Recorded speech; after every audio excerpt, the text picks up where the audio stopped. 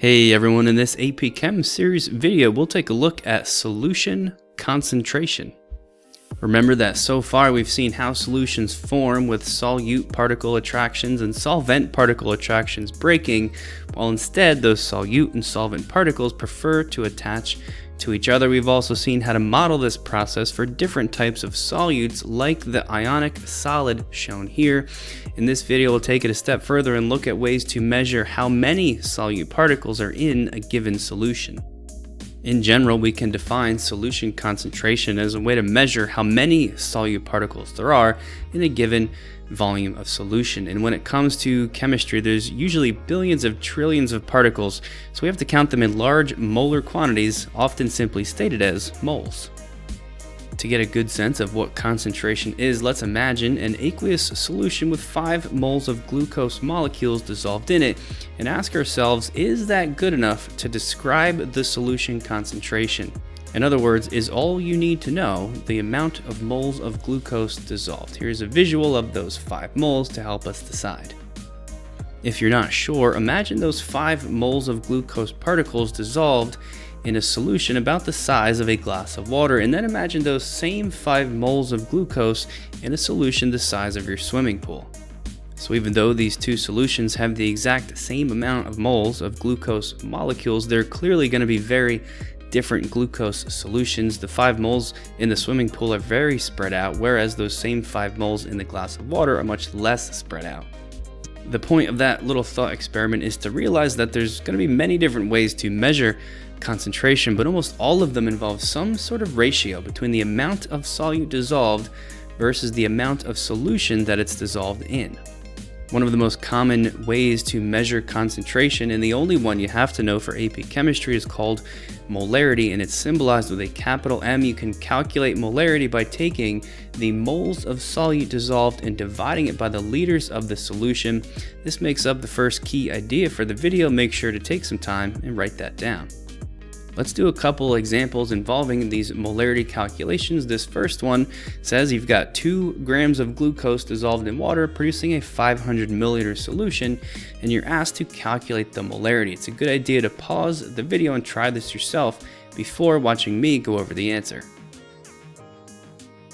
So with any molarity problem, the first thing I like to do is write down the formula for molarity just as a reminder of what exactly I have to plug in, so I can then read my problem and decide which of these pieces of information I have at the beginning.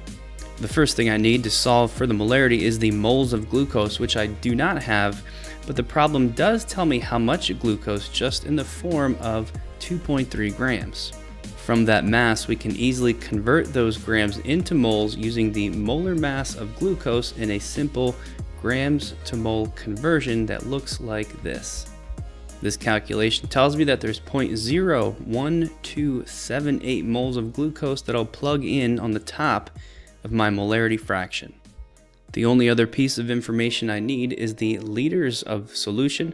The problem tells me that the total solution volume is 500 milliliters, and since there's 1,000 milliliters in 1 liter, that means the volume of the solution is 0.5 liters. After dividing, I get a final molarity value of 0.026. We're rounding this off to 2 significant figures to match the 2 sig figs in the 2.3 gram mass we started with. Of course, always make sure to add capital M as the units for your number and the problem is complete. Here's a second example, this time involving magnesium chloride. It's a good idea to pause the video and try it yourself first.